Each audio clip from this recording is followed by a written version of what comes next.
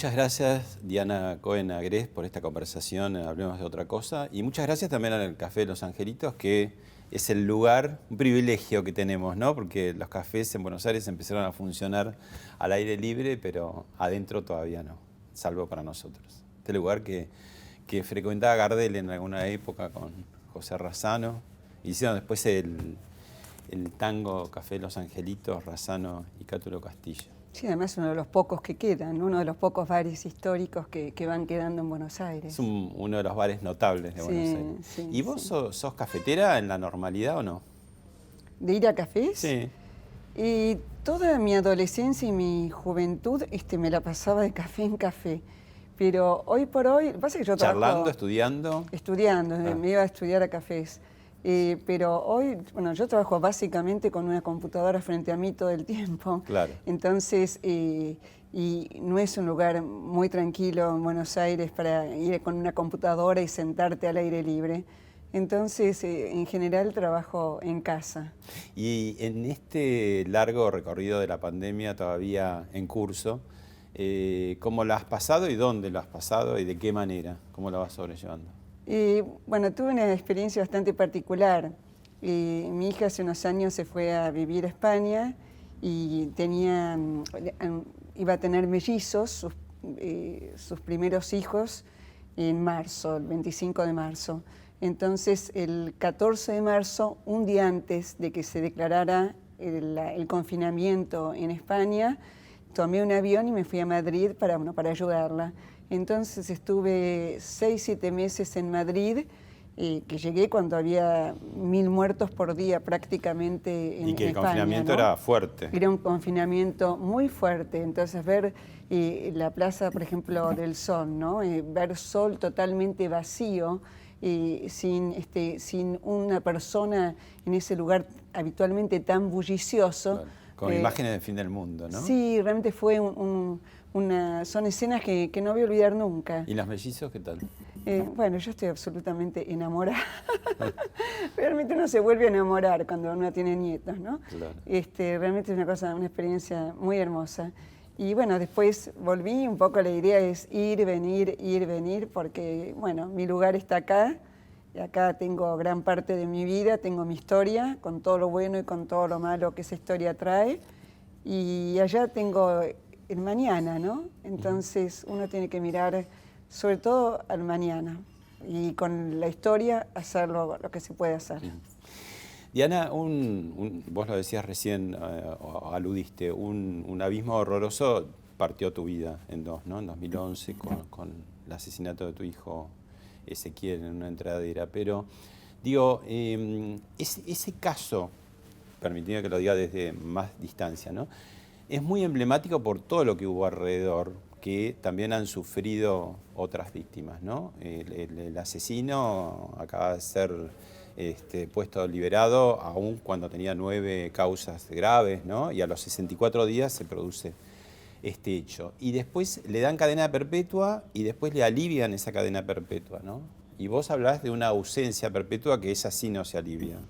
Sí, en realidad la ausencia perpetua fue una especie como de respuesta espontánea, porque cuando yo pedí cadena, que no es cadena, se dice cadena porque antiguamente los ataban en una cadena, pena perpetua, un periodista, incluso increpándome, ¿no?, me dijo, pero ¿por qué pide pena perpetua? Dije, porque la ausencia de mi hijo va a ser perpetua, y de ahí salió ausencia perpetua.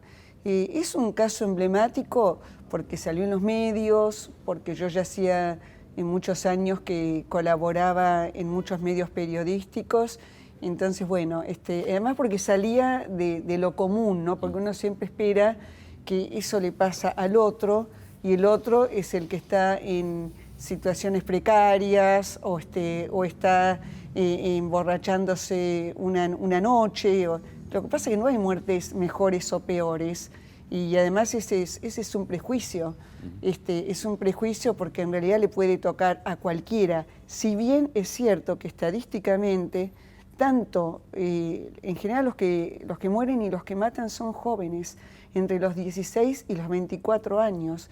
Y yo siempre digo que es tan pobre el que mata como el que muere.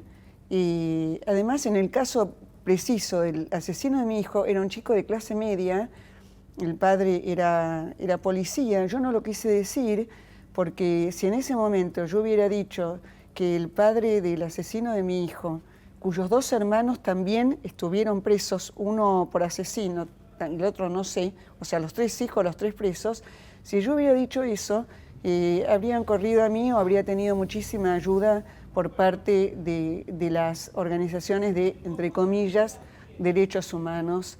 Entonces preferí callar ese dato para realmente empezar a hacer una defensa de toda vida, porque creo que quitar una vida inocente, una vida en esas circunstancias, una vida que recién empieza a vivir, es una de las cosas más injustas que se pueden hacer. Una de las razones por el alivio que en principio se le había dado, ¿no?, de pasar de perpetua a 18 años es porque no habría tenido intenciones de matar, ¿no? Claro, porque llamó a la madre una vez que salió de ahí y le dijo llorando que él no había querido matar. Ese es el argumento de los jueces como para decir que no tuvo intención de matar. Igual es la intención, digamos, cuando una persona va armada a hacer un acto de esta naturaleza, decís, va de suyo, que incluye la posibilidad muy cierta de que pueda pasar eso. Y de hecho pasó, ¿no? Por supuesto, mira, hay varias cosas ahí. En primer lugar, yo siempre le digo a una mamá que viene a Usina de Justicia, cuando le dan, nosotros hacemos todo el seguimiento, ¿no?, hasta después del juicio, y a veces dictan perpetua. Yo le aviso, mira, le digo, espera que llegue, no te entusiasmes, porque una vez que llega a casación, eso es para los medios, no es así, uy, perpetua, perpetua, pero cuando llega a casación, en mi caso, los jueces Alejandro Slokar, Ana María Figueroa, que ahora en este momento están en los diarios, y Ledesma, fueron las que bajaron la pena de perpetua a 18 años más 5 por todos los delitos anteriores. Pero en realidad ya está pidiendo salir y recién pasaron 9 años. ¿Y podría salir? Depende es todo discrecional, en realidad. ¿Por qué hay tantas instancias para la condena, para llegar a una condena, y no hay tantas instancias para las liberaciones? Porque hay instancias para la condena, porque en realidad es así. Hace unos años, cuando la Corte Interamericana ordenó que hubiera 2 instancias, acá en la Argentina se transformó, en primer lugar, en una multiplicidad de instancias, y además acá lo hicieron como doble conforme. Entonces, cuando bajan, suponen, en el caso de la perpetua, ¿no?, dictan perpetua, entonces el abogado del asesino apela. Entonces bajan, lo bajan en este caso, homicidio en ocasión de robo, o pueden bajar a criminis causae. Entonces bajan un poco, entonces vuelve a apelar, entonces lo bajan a homicidio en ocasión de robo y puede terminar incluso en un homicidio simple. Pero para eso se tiene que pasar de instancia en instancia, que por ejemplo en la provincia de Buenos Aires pueden llegar a ser 7 instancias. Y acá en Capital son 5 instancias, pero además, vos fijate, ya no es una doble instancia, tiene que ser un doble conforme, esto es que tienen que ser 2 tribunales que deben condenar, porque también interpretaron lo de el dictado de la Corte Interamericana de Derechos Humanos.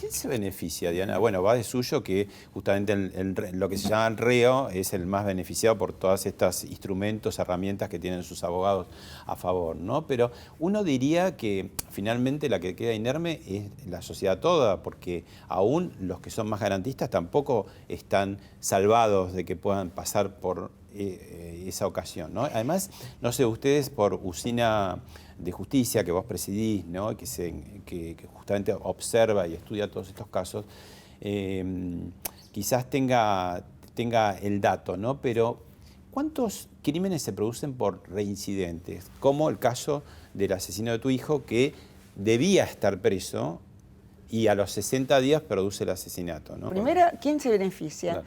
Bueno, no es solamente el reo el que se beneficia. En realidad se beneficia todo el sistema penal, porque el reo y este tipo de, esta multiplicidad de instancias es lo que alimenta económicamente al sistema penal. Esto significa que el abogado tiene que precisamente actuar una y otra vez y presentar escritos y esperar resoluciones, con lo cual trabajan y cobran.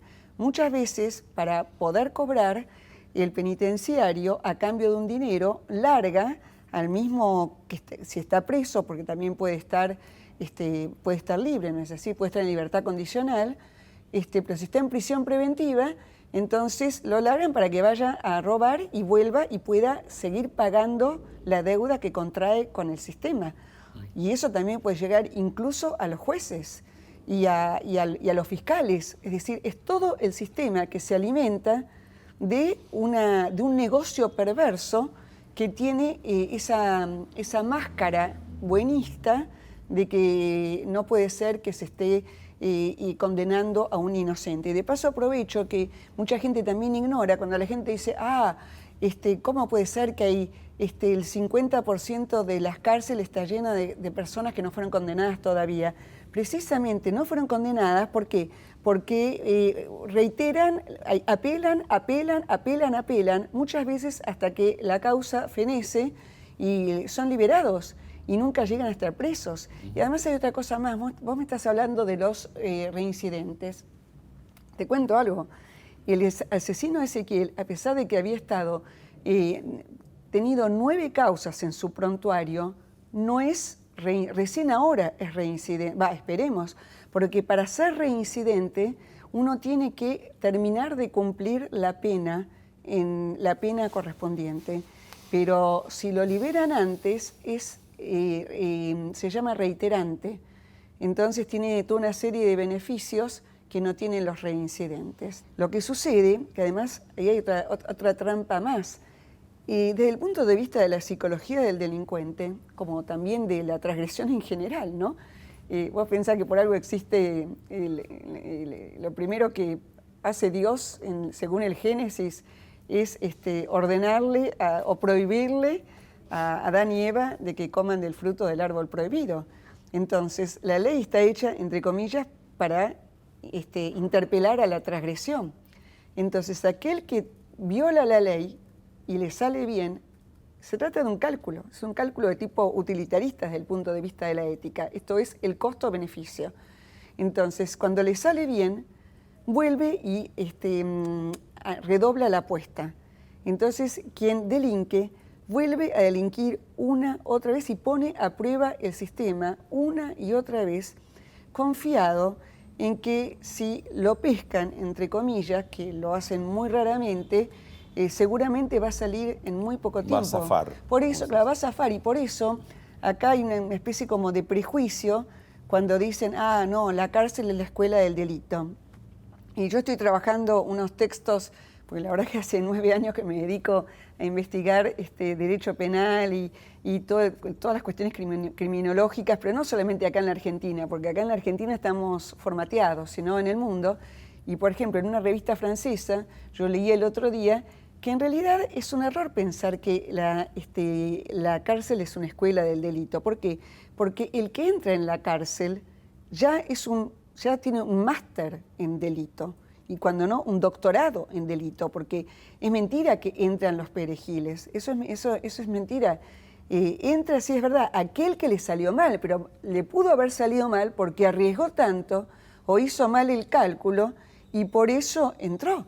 Pero apenas entran, precisamente ellos siguen trabajando. ¿Por qué? Porque siguen en conexión con el exterior. Vos pensás que hoy en día tienen celulares, por lo menos en la provincia de Buenos Aires, que fue legitimado por el tema de la pandemia. Nosotros de Usina y Justicia... Hubo amenazas a partir de esos celulares. Pero por supuesto armaron un montón además armaron delitos, con eso roban bancos, con eso entran en las casas.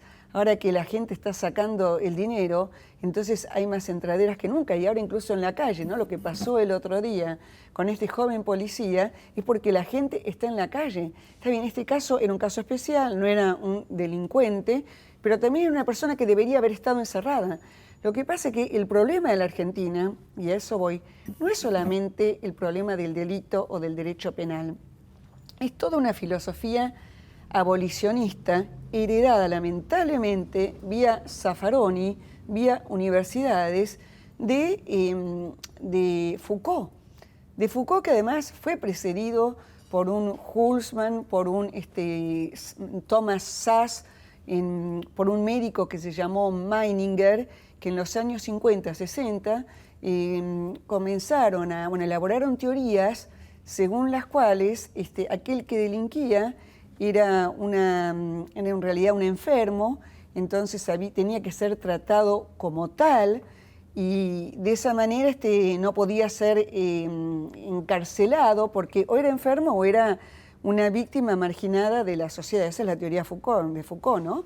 Quien empezó precisamente todo su trabajo estudiando a los locos como los marginados, después las cárceles, pero esa teoría fue penetrando en la Argentina y lo que fue una teoría, esto es una especulación teórica, además muy bien fundada, porque la verdad que yo lo respeto mucho a Foucault, lamentablemente se transformó en la aplicación en políticas públicas, en la base de la aplicación de políticas públicas, cuyo resultado vemos ahora en la Argentina, en Latinoamérica, que no es casual que en Latinoamérica viva el 8% de los habitantes del globo, pero se producen el 32% de los homicidios. Es la parte del mundo con más es la parte riesgo, del mundo ¿no? con más que África, por ejemplo. Por supuesto, por supuesto. Entonces, lamentablemente, eso en gran medida lo debemos. Unos dicen, bueno, la desigualdad, pero también hay otros países absolutamente desiguales donde no existe esa tasa de delitos. También dicen la izquierda, pero anda a robar vos en Cuba o en China o en Rusia, si se puede llamar eso que todavía algunos insisten en llamar izquierda. Pero iba al tema del otro desastre que produjo la teoría de Foucault aplicada. Hace unos años se sancionó la ley de salud mental. Esa ley de salud mental exige que para que una persona pueda ser internalizada en un nosocomio, tiene que contar con el consentimiento de esa persona. Entonces, obviamente, una persona que no está bien no va a querer ser encerrada difícilmente. Entonces, ¿qué hace? Lo mandan a la casa. Muchas veces en la casa no los quieren recibir. Muchas veces ya ni siquiera tienen padres o hermanas o alguien que realmente que pueda recibirlo. Y esa persona muchas veces queda en la calle. Y te voy a dar un ejemplo muy concreto. El cuádruple asesino que falleció hace poco, el dentista, Barreda, fue encontrado después que lo largaron, porque primero fue a un nosocomio, ¿no? Y encontraron en un hospital en la zona norte lo que aparentemente era una persona en estado de calle, y cuando miraron bien, era Barreda. Después de morir la última mujer, él, lo encerraron, después lo mandaron a un nosocomio y terminó en situación de calle, que es lo que pasa con tantas personas que son externalizadas de los nosocomios. Pero ¿qué pasó? Acá en la Argentina se quiso imitar al sistema francés, pero en Francia, que está mucho más organizado en recursos, cuando externalizan a alguien, lo mandan a una casa donde viven varias personas juntas en una situación similar, con una persona que los dirige, les van consiguiendo trabajo, es decir, son absolutamente seguidos, contenidos, y el sistema puede tener cierto grado de éxito.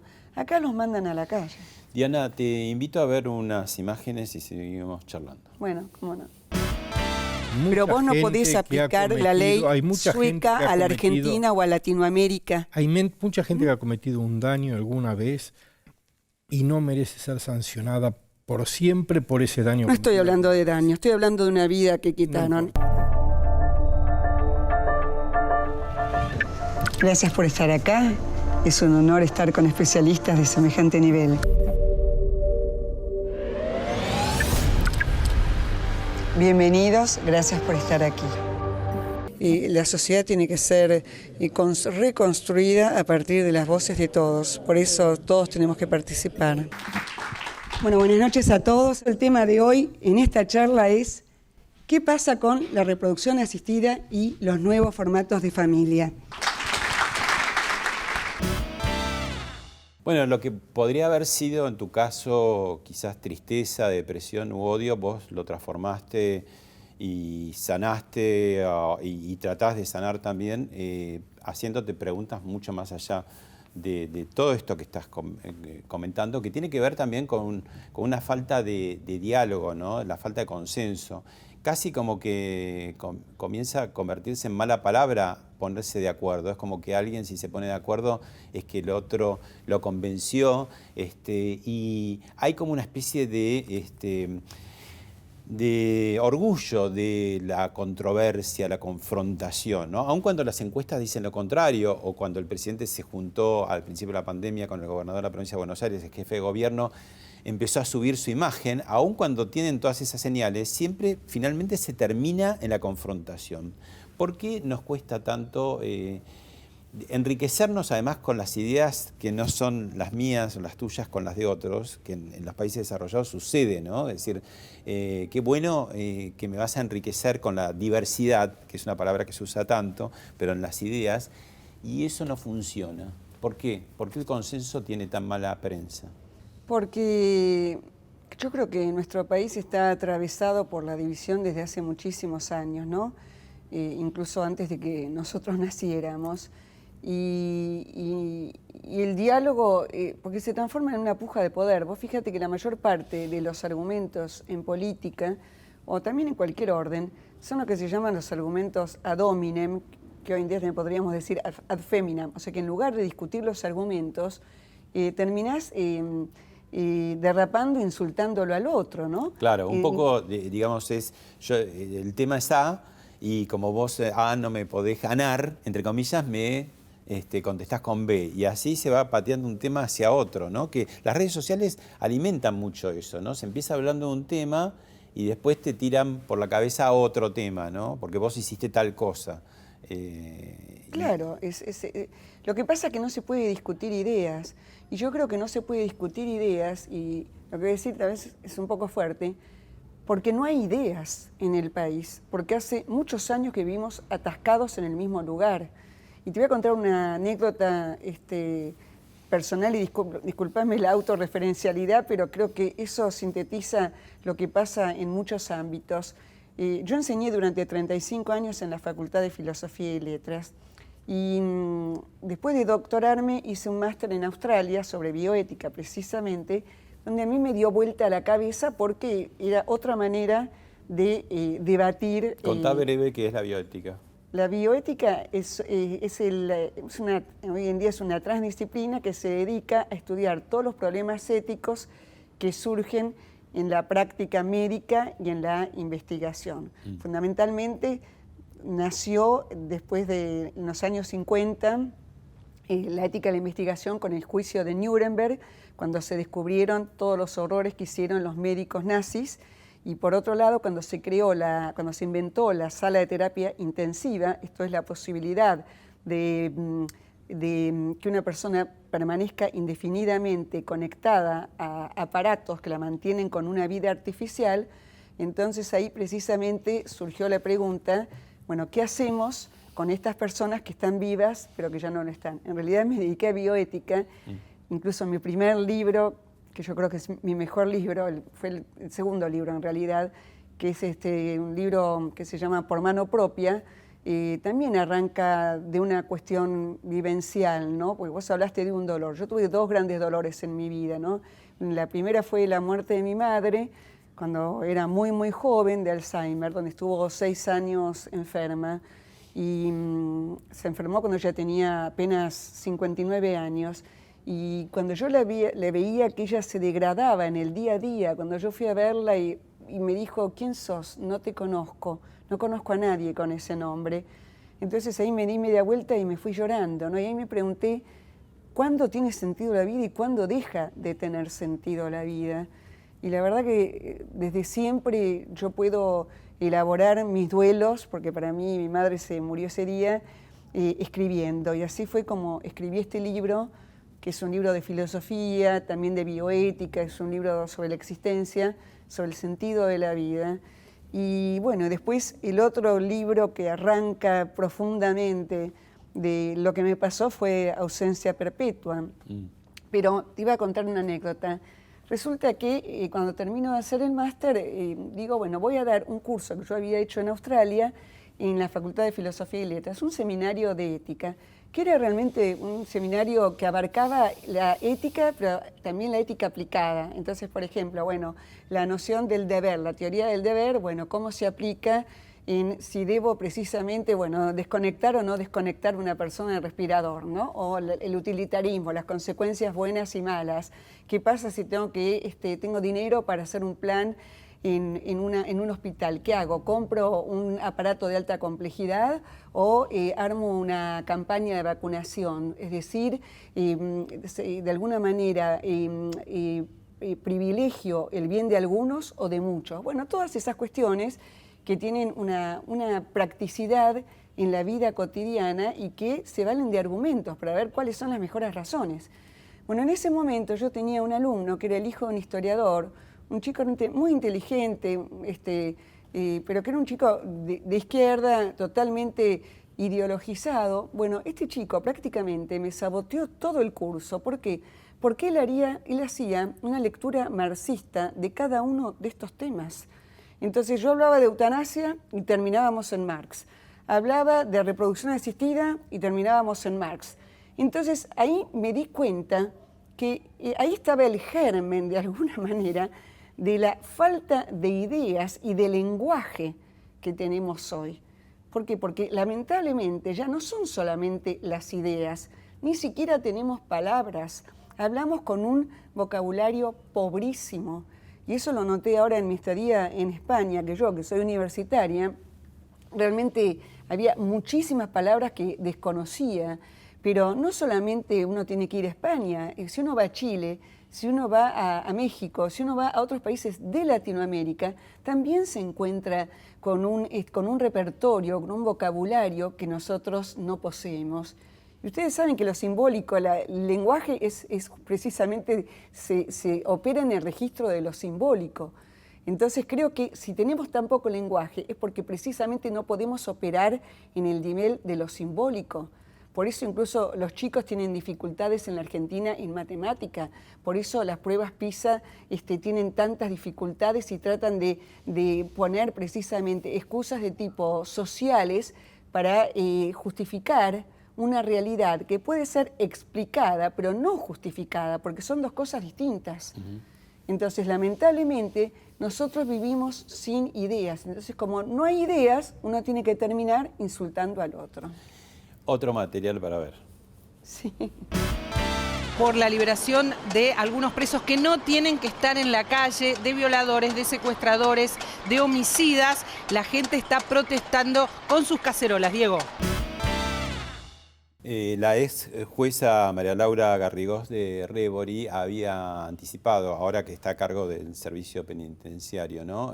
Un incremento de la actividad del delito. Y por otra parte, una jueza debió obligarla a recibir, a aceptar presos condenados por la ciudad de Buenos Aires, ¿no? ¿Por qué te parece que se dio esta suelta de presos que decían, bueno, es para que no se contagien? Y un poco lo que empezó dolorosamente en el conurbano a decir, bueno, los delincuentes liberados y la gente de bien, la de trabajo, presa adentro de su casa, porque digamos se empieza a poner como peligroso el transcurrir, ¿no?, en sus barrios. ¿Por qué sucedió esto y esta liberación, ¿no?, que es tan emblemática?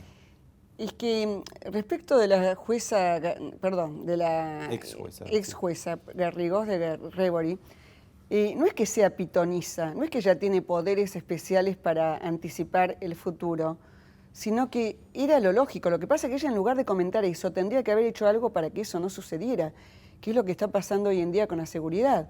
Es decir, tenemos comentaristas por todos lados. Una cosa es que yo comente, que realmente soy filósofa, mi mundo es otro, bueno, yo puedo comentar con una cierta racionalidad. Pero si ya me pagan para alentar o promover políticas públicas, yo no puedo limitarme a comentar. Ahora, esa gente, yo digo, cada persona que hoy en día muere en la Argentina es responsable de esa muerte la señora Garrigós de Rébori, el señor Violini Y toda esa sarta de personas que integran el poder judicial, que en realidad están a favor de la muerte, no de la vida. Porque si estuvieran a favor de la vida, cuidarían la vida como realmente se debe cuidar, empezando precisamente porque la persona que delinquió quede confinada, porque además cuidan la vida del que está confinado y del que está afuera, porque por otro lado prácticamente no hubo contagios en las cárceles. Creo que murieron en una provincia, Entre Ríos, creo que, o Corrientes, 5 o 6 presos. Acá en Buenos Aires falleció, que no falleció, en realidad agarró covirus, una persona que había ido a hacerse un tratamiento a un hospital público, un tratamiento de diálisis, y volvió con COVID, que finalmente se recuperó. Y además siempre existe la posibilidad de un hospital de campaña. Lo que sucede acá es el relato, pero no lo quiero llamar relato, es la distorsión de la verdad. Es como que es una negación de los hechos, y eso es muy difícil de poder realmente llegar a buen puerto con ese tipo de distorsión, porque si yo te digo, bueno, acá hay un vaso y los dos aceptamos ese hecho, entonces ahí podemos discutir que ese vaso es de vidrio, es de cristal, es de plástico. Pero si vos me decís, no, acá no hay ningún vaso, entonces es imposible toda discusión. Entonces, ¿qué ideas vamos a tener? ¿Qué palabras vamos a poder emitir en el plano discursivo como para que realmente podamos florecer como sociedad y como personas? Diana, pasó por Hablemos de otra cosa Toti Flores y dijo lo siguiente. Yo te puedo asegurar que ser pobre, estar pobre, no es ser delincuente. Es una mirada un poco elitista, Yo creo que Porque sí, ladrones hay en todas las absolutamente clases sociales. discriminatorio. Y eso no significa que vos te haces ladrón porque necesitas. Y creo que en ese sentido es también un poco la mirada de Cristina con relación a la matanza. El uso de los pobres está presente también en eso. Bueno, lo que dice Toti Flores, ¿no? Un poco el tema también a veces que finalmente es paradójicamente una mirada elitista, ¿no? El pobre delinque porque no tiene otra forma de mantenerse, cosa que a los pobres los ofende horrorosamente, ¿no? Porque delincuentes puede haber, hay en todas las clases sociales, ¿no? Y es una estigmatización. Entramos en el tema de mérito o no mérito, ¿no? Que también en los últimos tiempos ha sido muy sacudido y muy mal interpretado, ¿no? Pero bueno, voy a hacer una interpretación coyuntural y una interpretación profunda. A mí me llama la atención, ¿no? Porque el tema del mérito fue sacado por el presidente a los 2 días de que se tratara en el diario El País de Madrid. Yo leo todos los días El País, y hay un filósofo americano, que es un filósofo comunitarista, que se llama Michael Sandel, que él está en contra del mérito. Claro, si uno piensa en una sociedad como la americana, donde para vos ir a una universidad tenés que prácticamente hipotecar tu vida, los padres hipotecan prácticamente todo para que el hijo vaya a una buena universidad, entonces, y además dentro de lo que es la filosofía comunitarista tiene su sentido. Entonces, casualidad que el día domingo, el sábado en Babelia, sale una nota de Michael Sandel sobre el mérito, y a los 2 días está el presidente hablando, porque además Michael Sandel se opone al mérito, ¿no es así? Claro. Y el presidente hablando desde la provincia de San Juan, donde nació Domingo Faustino Sarmiento. Claro. Entonces, eso es falso, porque en realidad es lo que se llama hoy en día, bueno, la lotería de la vida. Bueno, ¿en qué situación? La lotería social. La lotería de la vida, bueno, es una lotería natural, es que, bueno, cómo nacés vos, y la social es dónde caes. Lo que pasa es que en la Argentina no se hizo nada para que la lotería social fuera realmente permitiera el ascenso social. No, al contrario, se fue para atrás, ¿no? Porque fue un país de supuesto. mucha equidad, muy ejemplar, digamos, Sí, ¿no? sí. Con la educación pública, la salud pública, Por ¿no? supuesto, nosotros teníamos, en nuestra generación, teníamos todo público, y realmente yo vengo de un hogar... Que eso era igualdad de oportunidades, Por ¿no? supuesto. Por supuesto. También hay una confusión entre igualdad de oportunidades y mérito, como que es lo mismo y no es lo mismo, digamos, ¿no? No el es lo mérito mismo. es casi, para mí, no sé si está bien, como el esfuerzo y la inquietud personal por prosperar, digamos, ¿no? Que eso puede ser que un rico o un pobre no haga ese esfuerzo y no tenga por qué prosperar, digamos, ¿no?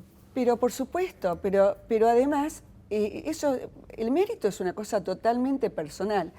El problema en la Argentina, y lamentablemente lo digo por experiencia propia, porque por algo estuve 35 años en la universidad pública, en la UBA, es que el mérito tiene poco que hacer en la Argentina.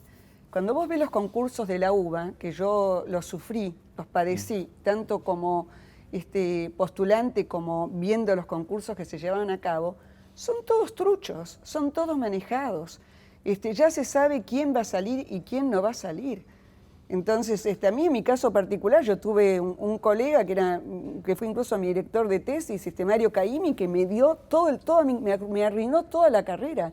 Y yo terminé con 10 libros escritos, saliendo de la UBA, jubilándome con un cargo menor. Y bueno, si hoy volviéramos a vivir a partir del Me Too, me di cuenta de un montón de cosas que realmente fui viviendo y que realmente justifican o explican por lo menos esa actitud. Pero lo que me pasó a mí le pasa a todo el mundo. Es decir, es todo lo mismo con los cargos. O sea, lo que uno ve en el plano de la política, uno también lo ve en la universidad y uno lo ve en cualquier tipo de empleo donde esté el Estado de por medio. Entonces, lamentablemente, el mérito no sirve. Lo que sirven son los contactos, lo que sirven son con quién te conectás y de qué manera, ir escalando sin ningún tipo de escrúpulos. Entonces, la palabra ética es una palabra que se dice, pero que la gente desconoce la aplicación de la misma. Diana, te invito ahora a ir al túnel del tiempo. Bueno. Carlos Eduardo Robledo Puch goza del máximo nivel de maldad que puede tener un delincuente. Es psicópata, manipulador, delirante y narcisista. Ningún juez quiere firmar su libertad, a pesar de que el ex abogado defensor insista en que puede reinsertarse en la sociedad.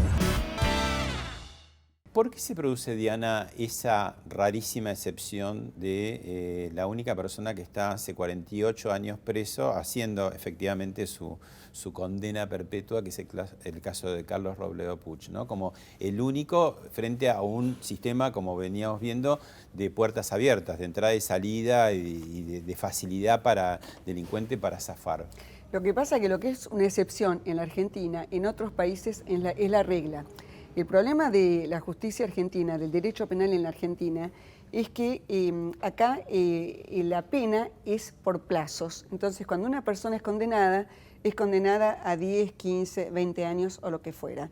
Entonces, pasa muchas veces con los violadores, por ejemplo, que los jueces me dicen, bueno, venció la pena, lo tengo que liberar, no puedo no liberarlo. Entonces, ese individuo vuelve a violar. En cambio, en Europa lo que existe en prácticamente todos los países es la pena permanente revisable. ¿Qué significa esto? Que cada tanto, una vez que el individuo cumplió un plazo, es de alguna manera revisado por los jueces. Si el individuo condenado no está en condiciones de salir, entonces se queda hasta que esté en condiciones. Por eso prácticamente en un país como Alemania, tengo los datos, hay un 2% de reincidencia. Lo que pasa y además 2% que uno fue que incendió una casa, de ese 2%, y eran realmente casos menores, homicidios prácticamente no había, homicidios, ¿no? Prácticamente no había reincidencia. ¿Por qué? Porque tienen que cumplir toda la pena, que es larga, y además una vez que salen, tienen que estar 10 años donde son custodiados por lo que acá sería el patronato de liberados, que acá prácticamente no existe.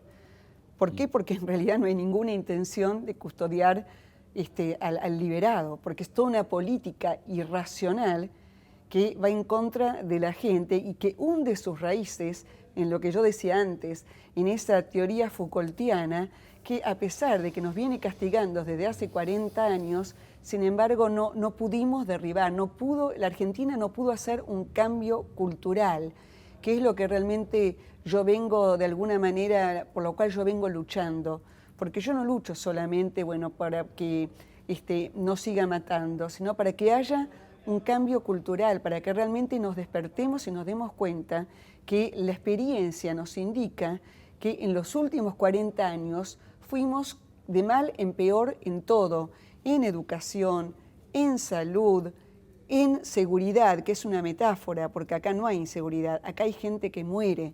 Entonces, esa persona, Robledo Puch, mató, no sé si a 12 personas, no recuerdo cuántos, y yo tengo una teoría que les puse en mi libro, ¿no? Que es en ausencia perpetua. El pacto social, esto es cuando la teoría contractualista, fundada básicamente a grandes rasgos por Hobbes y seguida por Locke y después por Rousseau y otros, establece que hay 3 bienes básicos en la vida. Esto lo dice Locke, que es la vida, el derecho a la vida, el derecho a la libertad y el derecho a la propiedad. Entonces, como nosotros vivimos en un Estado de Derecho y estamos, de alguna manera, nosotros cedimos el poder de venganza en el Estado, entonces el Estado tiene que cuidarnos la vida, la libertad y la propiedad. En ese orden, una vez que una persona quita la vida de otra, de una sola persona, entonces tiene que ceder el segundo bien, desde el punto de vista lexicográfico, de importancia, que es la libertad. Y la tiene que ceder de por vida, en buenas condiciones, en cárceles donde realmente puedan desarrollar todos sus proyectos de vida, pero confinados. Porque la contraparte nunca más va a poder hacer nada de aquello de lo cual ese individuo lo privó. Uno puede decir, pero eso es venganza. No, no es venganza. La venganza y la justicia son 2 caras de una misma moneda. La venganza es cuando la comete el individuo particular. Y la justicia es la venganza precisamente cometida por el Estado. Entonces, dicho de otra manera, la venganza es la justicia por mano propia. Y la justicia es la venganza en manos del Estado. El problema del Estado de Derecho es que nosotros cedimos nuestro poder de venganza. Ahora, ¿qué pasó? Después el Estado se retiró de ese poder de hacer justicia y nosotros nos quedamos con las manos vacías. Ya nosotros que tenemos incorporada la norma no podemos ejecutar venganza, pero por otro lado el Estado tampoco la ejecuta. Entonces estamos desamparados, vivimos a la intemperie, no solamente quienes fuimos víctimas, sino también quienes pueden llegar a serlo.